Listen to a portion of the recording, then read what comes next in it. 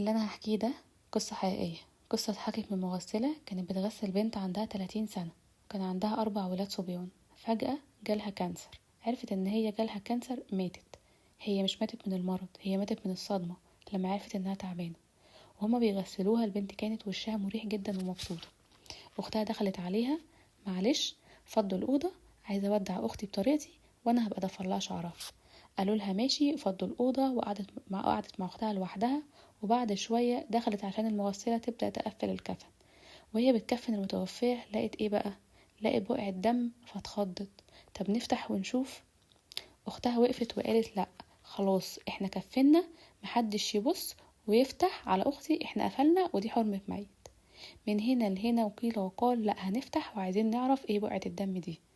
فتحوا وبيشوفوا، لقوا ان في عمل محطوط في راسها، في شعرها.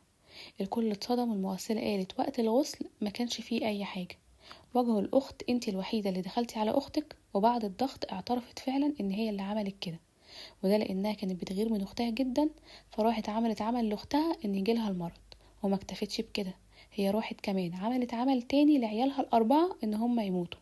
انتوا متخيلين ان ممكن شخص يأذي شخص تاني والشخص ده من دمه ومن لحمه؟ اشمعنى هي تجيب ولاد واشمعنى انا يبقى عندي بنات؟ فأذيهم وموتهم ودمر حياتهم كلهم عشان انا جوايا غل وحقد. اللي عايزة اقوله: ليه شخص يعمل كده؟ ليه الأذى اللي بيجي من حيث لا نتوقع ده؟ وليه الناس اللي بيختاروا الطريق المظلم ويمشوا فيه؟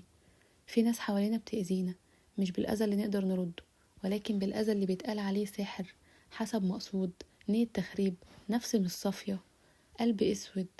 بس خليني اقولك على حاجة: ربنا مش سايب اللي بيظلم، دايما بيتفضح، واللي بيأذي بيترد ليه الأذية دي وفورا.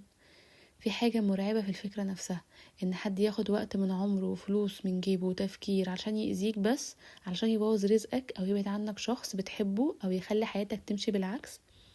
عارفة ممكن يعملوا كل ده ليه؟ مش لانك اذيتيهم، بس لانك ناجحة في حياتك، لانك مرتاحة، لانهم شايفينك مثلا مبسوطة شوية.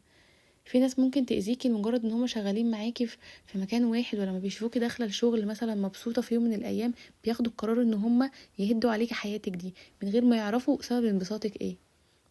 او يشوفوكي مثلا ناجحه في حياتك، الناس بتحبك، ناجحه في حياتك شويه عنهم، رغم ان انتوا الاتنين بتشتغلوا نفس الشغلانه، بتاخدوا نفس المرتب، بس هو ممكن يأذيكي لمجرد ان هو شايف ان الناس كتير قوي حواليكي والناس الكتير دي بتحبك.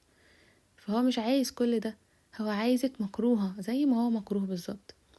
سبحان الله، الناس اللي بيعملوا كده